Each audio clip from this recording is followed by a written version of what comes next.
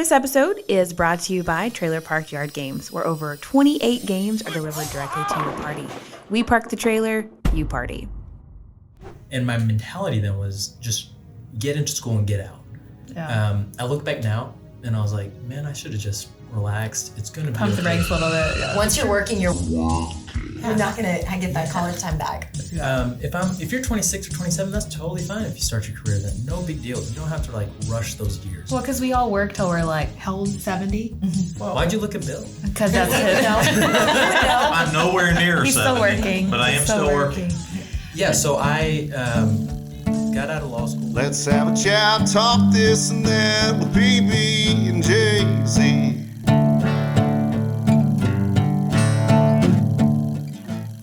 Hello and welcome to the PB and Jaisy podcast. My name is Jaisy, joined by the other PB and Jaisy podcast members, Sarah Paget And Bill Stedham. Today we have minorities in the group that are not normally minorities. We're outnumbered. If you can't see the man behind the camera. Yes, the Indians have risen up. And here we are in Mansfield, Texas. She has went there. Yeah, here we are. We're joined by, you're like my brother. Yeah. So Renson is married to my cousin Sonia, who we grew Is up. your sister? We grew up like sisters. Mm-hmm. Her dad and my dad live across the street from each other. Our dads are brothers, and they eat breakfast in the morning. They eat breakfast every day together. That's so cute. It's very cute. They are best friends, and so now you have moved back to Grand Prairie after moving. How many times did you tell me that you've moved? We moved. I moved since going to college, UTA. Right around in the neighborhood. Right. 11 times. Oh my gosh, you're like 25. Yeah, it was a lot. So we're glad to be rooted down and have a house. Yes. Thanks to Jaisy. Well, thanks to your money, you paid for it. I didn't pay anything of it, but you worked hard. I helped find you a house. Right. Right. So what is your exact address? Oh, I'm just kidding. Are you clarifying? No, so that the Jaisy jurors cannot, can know. as a realtor, give us any money to. Is that something legal? No, she can give you money. Yeah. It just has to be on the table, not underneath. Yeah. Okay, no underneath the table money. No, nothing For happened. anyone who's investigating us, please don't. We have really taken this kind of off the reservation. Okay, so Renson. Not that kind of Indian. Renson, tell us a little bit about who you are, what you do, what kind of Indian you are.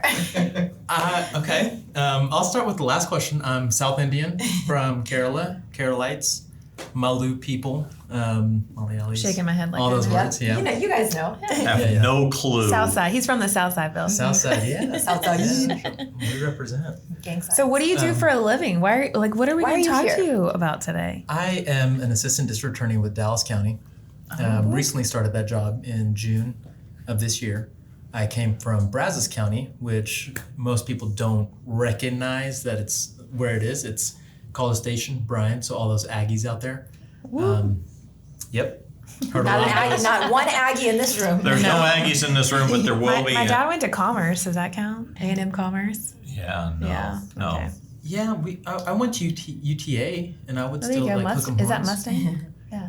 No, even if they're Mavericks, I'd still hook 'em yeah, horns. I kind of sense UTA's a Maverick. it's like almond milk. There are no tits on an almond. How do they get milk out of an just said almond? tits. I did. Okay. So back to you, Yes. Renson. Talk about your tits. Yeah. Oh my gosh. Okay, so what does it mean to be, because I don't even know that I know for sure what a district attorney does. So start there, and then what does the assistant to district attorney do? Okay, very much like the assistant to the regional manager. From the office, right? Dwight Schrute here. No, so district attorneys, their office, they're elected, so every county has a DA. Okay. And so... And do they run just like any sort of other political figure? Okay. Yep, Okay. every 4 years they run, and so they're elected countywide. What their responsibility is all the police agencies within that county investigate crimes, and once they investigate it, file those offenses with the DA's office. And the DA's office, whether it's a misdemeanor or a felony, accept those cases.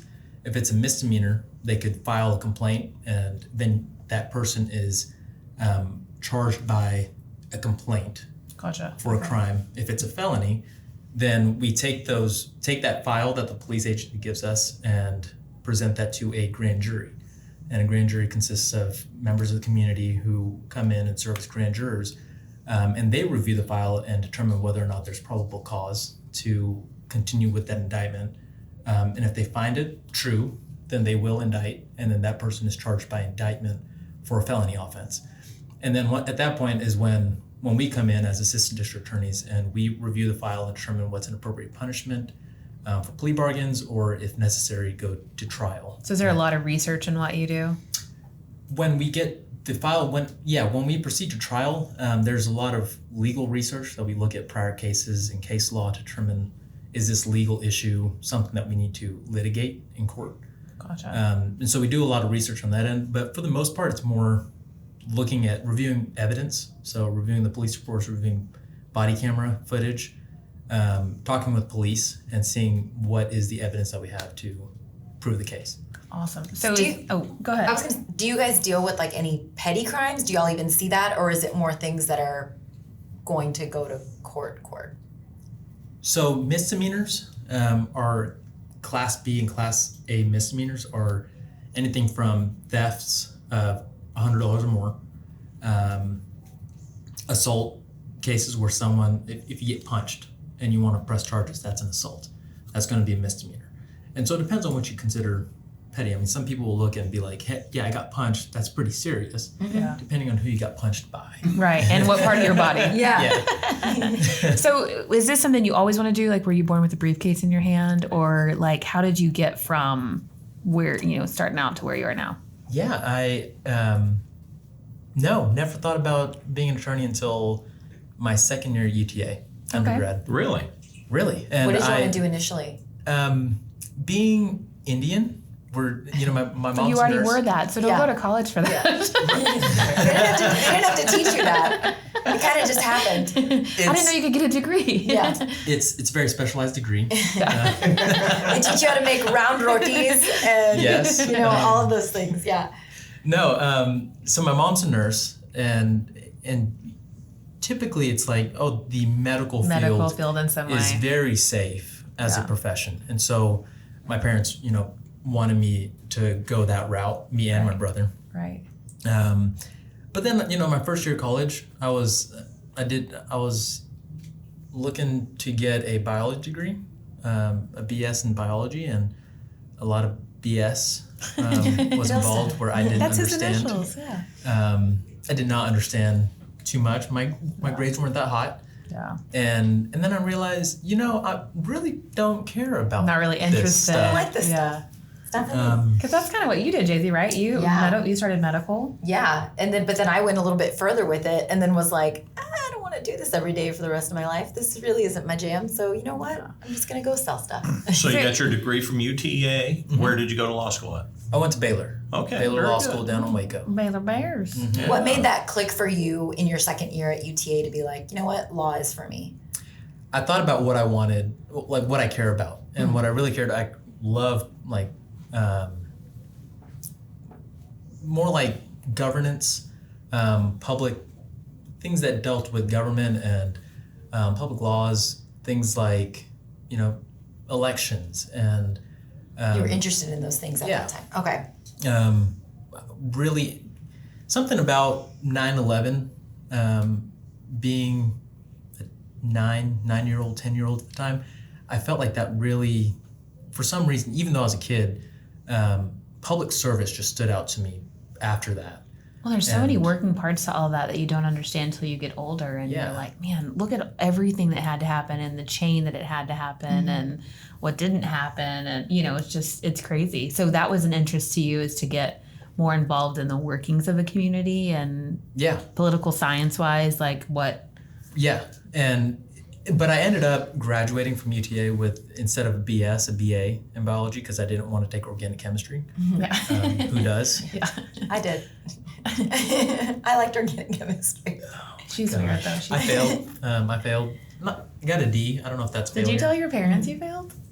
They knew after I lost my scholarship. Okay. When they had to write the check. Yeah. I had to tell them. Yeah. So you go to law school in Baylor. So do you immediately go to Brazos County and work in the DA's office, or do you practice privately? What do you do initially? Yeah, so I graduated. I graduated within 2.5 years. So typically 3 years. I graduated in 2.5 years, and that's one thing I was thinking about when y'all invited to come do this podcast was I finished my undergrad degree in 3.5 years. Finished law school traditionally 3 years in 2.5 years, and my mentality then was just get into school and get out. Yeah. I look back now and I was like, man, I should have just relaxed. It's gonna be Pump okay. the brakes a little bit. Yeah. Once you're working, you're working. Yeah. You're not gonna get that college time back. Yeah. If you're 26 or 27, that's totally fine. If you start your career, then no big deal. You don't have to like rush those years. Well, because we all work till we're like, how old? 70? Well, why'd you look at Bill? Because that's it. I'm nowhere near He's 70, still working. but I am still working. Yeah, so I got out of law school and then took the bar exam. Fortunately, passed by 2 points. Hey, that works. Hey, Passing's passing. pass. Yeah. And so after that, went and was a post-bar intern for Dallas County DA's office for about 4 or 5 months, and then got a job with Brazos County down in College Station with Brian. That's awesome. So how long were you in Brazos? 3.5 years. Okay. Now it's a little bit different environment down in Brazos County than I suspected Dallas County. Very much so. Down there in Brazos County, close to, I think, 26 to 30 attorneys. Dallas County, I think, has close to 200. Oh my goodness. So almost 10 times the size. Wow. So in Dallas County, are you guys separated out by type of crime, by misdemeanor felony, by sector city? We're divided up between there's a misdemeanor division and a felony division, and then intake, and then there's a few different specialized divisions there. And so I'm assigned to a specific district court, and there's myself and 2 other prosecutors in each court, and we prosecute all the cases that are filed and into that specific district court. So do you watch any crime shows, and what's your favorite? I do not watch crime shows. I think the one that I watch Suits, but that's more of a legal drama, all civil stuff. Totally like different. it? Totally different. Oh, Legal drama versus crime show. Law and Order SVU, I think would be the one show that I like to watch. How real is any of that stuff? When you watch it, what do you think? The stories are Because they take stories from actual crimes, right? Yes. Yeah. A little dramatized, but for the most part, pretty real. fair, Awesome. pretty accurate. And the things that they show in court, obviously dramatized, but for the most part, the substance of it, that's what happens. Sometimes you have a victim who comes in, does not want to tell the truth, or doesn't want to be in the courtroom, doesn't want to be involved in all the legal proceedings, and that's very common. Yeah. Amongst victims. Yeah. Well, they have to relive everything at that point, I'm sure. It makes it Yeah, real. Yeah. And it's not because you think about it, something like that happened to them, something that obviously was very traumatizing. Right. Happened to them. And then they report it to the police. They have to tell the officer that responds once. Then they tell the story again to a detective. Then they tell the story again to someone, maybe to another law enforcement agency. And then they tell the story again to the prosecutor, and then to a victim advocate. And so they're reliving it multiple times in the course of probably 1.5 years, 2 years, maybe 3 years before the case actually gets to trial. Yeah. And then they have to say it to 12 strangers who are sitting there listening to every word and determining whether or not they're telling the truth based on determining their credibility while they're testifying. And at that point, they've already said that story 8 or 9 times. Right. Well, and if it's 3 years down the road, not that it loses impact, but that's pretty far removed from the event, and your emotions are a little bit different, and things have changed. And at some point, you're probably Memories like, a what? little Never foggy. mind. Yeah. Never mind. It's not. I don't know. It's got to be a long Well, it's time also for people. traumatizing for them. Yeah. So, to open it back up. Yeah. as they're reliving it and going through it every time, and then everybody involved in it. I have some experience in law enforcement, just a keto amount. I retired. That was my first career. But it's traumatizing to them. Yeah, I'm sure. And so they're living through it, and everybody involved in it. Well, there's so many things that you can't close the book on until you get it out and get that done. And you think about when someone passes, you're like, if I can just get to the funeral, then I can start to move on. If you're waiting 2 or 3 years for a trial, If in a courtroom you could be seeing someone that was part of the crime that Right. I think was that would that be you were Well, you will victim be to. seeing. Yeah, You will, would, yeah. you would be Yeah. seeing them, and that's a whole nother way to tell the story and see the person that had a hand in it. Well, and then they get postponed in the trials or reset or or delayed. COVID. I'm sure COVID had a lot of delays, right? Yeah, it did. Well, and I heard you mention the 12 people, and we were talking a little bit about that before we started. So talk about the jury process a little bit. How does that work? And what kind of hand do you guys have in that? Do you get to pick some of the people that are on the juror? Yeah. So jurors are summoned. Y'all get a piece of mail that says, "Hey, come for jury duty." I've been summoned so many times, but they always cancel before I even go in. Could Never a even lawyer been in. get summoned? Like, do you get summoned? Yeah, we get summoned, but Did they usually, want a lawyer? Yeah. They wouldn't. Do they say no? They wouldn't. And usually if you're living in the same county that you're working in, They're like, you no. would get recused just because you probably know something about the case, Gotcha. possibly. That makes sense. But no, so you get that piece of mail and get invited to come to the courthouse and spend a day hanging out there. And so what happens is you go in Dallas County, you go down to the central jury room, and then they tell you, okay, this court is having a trial. We're going to send 80 of y'all there. And so 80 people go up there to that court. And when y'all get there, they're going to put you in all the nice benches inside of a courtroom that are very comfortable. Yeah. And you sit there, and that's the portion where the attorneys get to do jury selection.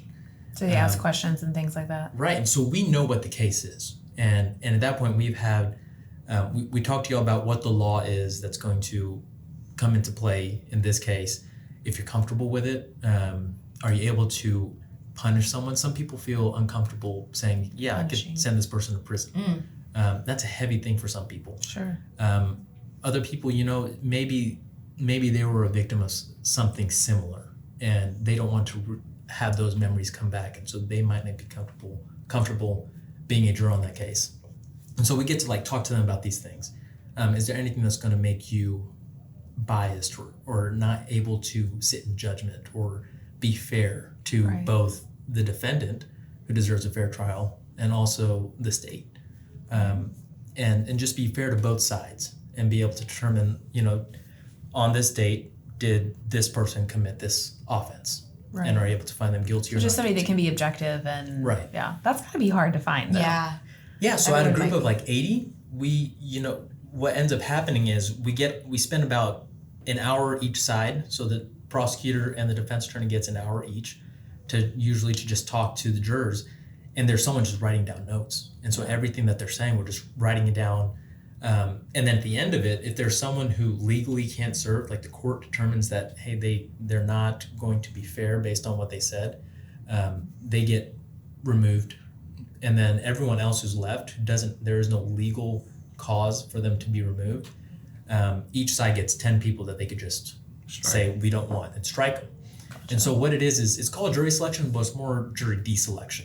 And so we just sift through it, and then So it's more like a Whatever's process left is of left, yeah. elimination. yeah. Yeah. So we And end we up. really don't want you, but Yeah. you're the best we got. So, all right.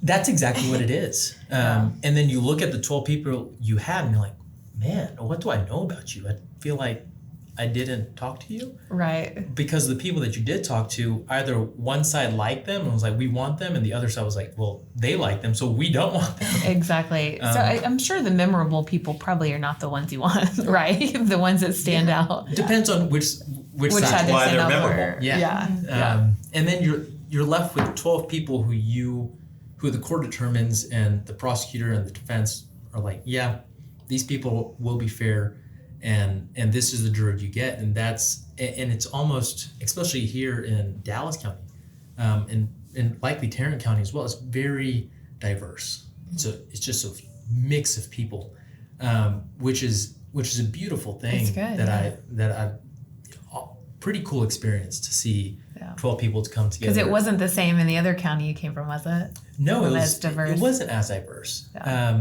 But there was also Those- not as many people. That's a lot smaller population. Yeah, but also think about this. We think about diversity. We're thinking about race and ethnicity. In Brazos County, what I realized was there was a diverse intellectual diversity there. We had professors and students, graduate students, and then people who were blue collar workers. Yeah. And you had people who were farmers and ranchers, and you just had such a diverse realm of people in that sense. And so that was a neat part. We would think on a jury, like something that's complicated, we likely don't want engineers, just because they're They're Nitpick gonna overthink it. Yeah. pick Right. everything apart and be so detailed and be like, well, what about this? What about this? What about this? It's good to question, but when you dive in so much, you lose sight of the big picture. Like, Right. well, this person I think did it. Yeah. Based on everything, it's on video. Yeah. Got a But what's the video video? shooting. But how do What we know? about? Could we zoom in even further? I think the man in the overalls would probably scare me the most. You just don't know. Yeah. There's so much Yeah. hidden behind the straw hat and the overalls. What is is there a certain type of case that you see all the time that's just like, okay, we got another one of these? Or what would you say is like the most common thing that you see here versus Brazos County? I think it's about the same. It's very much it's just a larger volume in Dallas County, just because it's a huge county population wise. You have so many the 8th, 9th largest city in the U.S. And so just because of that, we just have a bigger volume. Definitely see a lot more interesting facts here. But it's let me answer your question. Okay. No, I think it's about the same between both counties. What we see, just the volume is different. Yeah. So have you ever had to go to trial for something that you thought was kind of silly? Like, why are we doing this? Like, is this? I know it wasn't silly to the person, a waste of my but time. is there anything that's like small? Like you feel like, and I'm not trying to minimize a crime, but at the same time, we all see things on TV that like. I know, like like Judge Judy and things like that. Yeah. You're like people that are arguing about something so small or so little. Do you see things like that you're like, this is a lot of work for something that should be like case closed? When I see a case that is a lesser degree offense versus something like an aggravated assault or a robbery or a murder, Right. My thinking on that is more, this is still a person who is charged with a crime. Sure. And to this person, a lesser degree offense to them means the same amount as someone who's charged with a first degree felony, because it still impacts their life in a way. And if they have the absolute right to a jury trial, and if that's what they want, and we think that the evidence is there, it's not to me like it's silly. It's more like It's justice for them. Right, it's justice. At the end of the day, that's our job, and that's what we have to do, is present the evidence to the jury if that's what they want, rather than accepting a plea bargain. How many people choose to just let the judge hear versus a jury? Ooh, that is, I can tell you that is very different from Dallas County and Brazos County. Brazos County, typically everyone wanted a jury trial if they wanted to go to trial. Dallas County, I see a lot more people who would waive a jury trial and go to a judge for trial instead. And so with that, I want to say, I don't know if I can really give a number, but I know that it's a different, more common. and it's probably a different way to argue the case too. Yeah, and it definitely depends on who the judge is. Yeah. Right? They take that into consideration. Defense attorneys take that into consideration as well, saying, maybe you might not want to do that, or maybe you should do that, which is kind of an imperfection in the system, because at the end of the day, it's a system that humans are a part of, Right. And so you can't get There's error. It'll It's not never gonna be perfect. It's not going to be Not- robotic. Yeah. right. Not every judge is going to make the same decision as another judge, but they are the ones that are elected to that court, and they're the ones that get to hear the case. So my experience was on the federal side, so I'm just curious. On the federal side, when we had a case we wanted to present, we went to the U.S. attorney or an assistant U.S. attorney. Seldom did we talk to a U.S. attorney. And I'm assuming in your case, the police officers or the police department brings it to the assistant district attorney and presents the case. So you guys will have a chance at that point in time. Do you have to accept everything they bring? Or are you able to look at it and say, this is not a case that has merit enough to prosecute? So every DA's office typically has an intake division, Okay. and that intake division has assistant district attorneys who review those cases. Okay. In the felony side of things, Grand it's jury. Grand jury. Yeah, grand jury's But gonna. you can indict a ham sandwich. Yes, that is a Yeah, saying. That is a basically. saying. But at the end of the day, if the charge is filed with the DA's office, the grand jury, they ask questions. Oh, yeah. And they're very deliberate in what they do. And so you have to trust that they're being thoughtful about what they come back with, the true bill versus a no bill. So this may be a dumb question, but what's a grand jury versus a regular jury? Yeah, so a grand jury they usually meet multiple times a week over the course of, I think it's 6 months.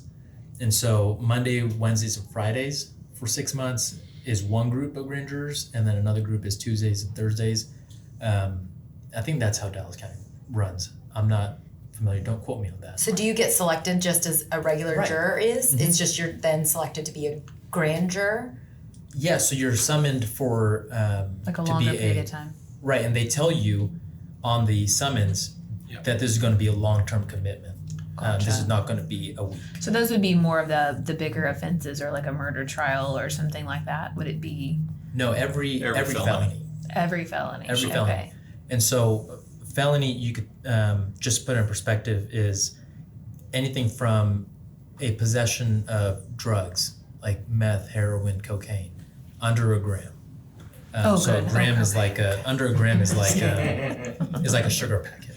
Gotcha. And so anything from that's a felony offense up to capital murder. Oh, And so wow. all that and in between. You know? But but if you had to be selected for a jury, I've always wanted to be on the grand jury.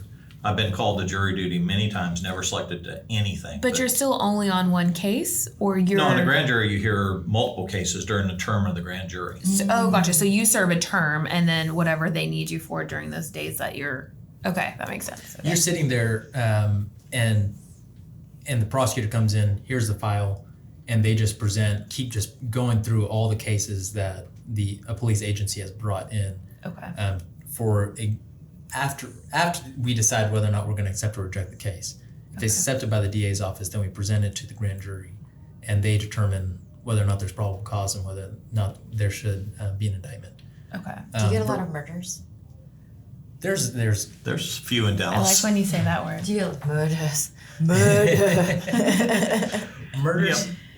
Yeah. Criminals don't think. I've got a good buddy of mine who's a retired assistant chief in Dallas Police Department. An idiot broke into his house and stole his gun. Oh, geez. You know, if you're going to break into the house, a retired assistant chief, probably not the place you want to break in, steal I mean, a gun. at least you thought to take the weapon from him. You know. Yeah, they got the Criminals gun back arrested and they him. probably prosecuted him. You know, we have a little segment, we probably need to move this along, Yes. called Tales from the Lockbox. I'm sure you've got something. You've probably got a lot. He may not be able to tell a lot. You've told me a couple, but I don't know how many. What's he supposed to? Say. I'll start with mine. We'll Let's get my say Bill second has thing. one. We'll get him off the hook here. All right, this is from the internet. So I'm reading this from the internet. As an attorney, what's the dumbest thing you've heard a judge say? So I'm not asking you. I wouldn't put you on the spot because you're still practicing. True story. I was putting a settlement on the record, a workers' compensation case against Home Depot. My client was an elderly man, over 80 years old. The judge noted neither for his social graces or his legal acumen, turned to the client, saw how old he was, and said, "Sir, how are you enjoying your retirement?" The client responded, "Judge, I'm not retired. I still work for Home Depot 40 hours a week." The judge turned to him and said, "How do you put up with all those stupid idiots and their stupid questions all day?" The client looked intently at the judge and replied, "You know, I thought I recognized you from somewhere when I walked in here, Your Honor." That's funny. Oh, that's You better level us up on that, Yeah. Sarah. Yes. Okay. Or do you have any crazy? Do you have something that you You know- can share? You know, it's what comes to mind is very much the idea of how just this last week, like what we're talking about before The we started craziness podcast. of a jury. Yeah, it's in today's day and age, what you think about is how polarized America is and how polarized society is. But just this last week, we had a jury trial, and it was an aggravated assault. It was a shooting that happened, and at the end of the day, we have 12 people who come in from all subsections of the county, and they come together and they sit together at a table, all 12 of them, and are talking about this one issue of whether or not someone is guilty or not. And within an hour and a half, 2 hours, they were able to sit down and deliberate over all that evidence and come to a meeting of the minds. And Like you said, agree on that's something. beautiful. Yeah. You know, and it's they put away aside all their differences and everything that, you know, we all have, and came together and said, yeah, this is what we think the right decision is in this case. And it was a not guilty. You know, we ended up losing the case, but even then, just knowing that deliberation process is what our country is made of. Yeah. And we're probably the only country that has this system. And it made me think this week that we have, despite all the things that we have that our country lacks and that we could criticize our country for, we have so many things that are beautiful. You know, and that's amazing. Yeah. It kind of took a Tales from a Lockbox and turned it into a level up. Yeah. For sure. But it's amazing that we have a system that isn't like some countries where you're accused of a crime today and they cut your head off tomorrow. Yeah. So, Well, I just have a quick quote to end us. It says, strong people stand up for themselves, but stronger people stand up for others. So just always do the right thing. And like almost said ransom again, like Renson said, you know, it's about, you know, speaking up for others and speaking their truth when they may not be strong enough. And, you know, you fight for that person, regardless of if you think it's a silly crime or not, it's important to them. So thank you so much for being here. Yeah. Thank you. Thank you. And and I wanted to quote something you just said reminded me of a quote from Preet Bharara. He was the U.S. Attorney for the Southern District of New York during Obama's term. And in his book, he says a quote of why he likes his job, and that was that we do the right thing at the right time for the right reasons. And that's, if you could do that, you're doing your job fine. I love it. And so that's what I took out from that, and what you said reminded me of it. But I also wanted to end with this one thing. All my views and everything I said today is only my views, and nothing Here's our is a disclaimer. reflection upon the District Attorney of Dallas County. Tom's going to cut that part out. Thank you for that. We're going to have a little disclaimer that's like, this Renson is not liable for anything that you heard or said or anything like that. Yeah, I'm trying to think about everything I said. And maybe I don't think you said anything. we didn't even I don't talk think you said about anything, anything but there. who knows? But thank you so much for being here. Thank you so much for sharing about your job and all that you do, and thank you for being such a great figure and providing justice. And for being Jaysy's brother. For being your brother. A brother from another mother. That's a tough that's job. an honor and Yeah, privilege, along with being here. Really appreciate it. Well, thank you again. This morning. So with that, be sure to like, subscribe, comment, share, all of the things. And with that, PB and Jaisy, we out. Yep. Just had a chat, talk this and that with PB and Jaisy.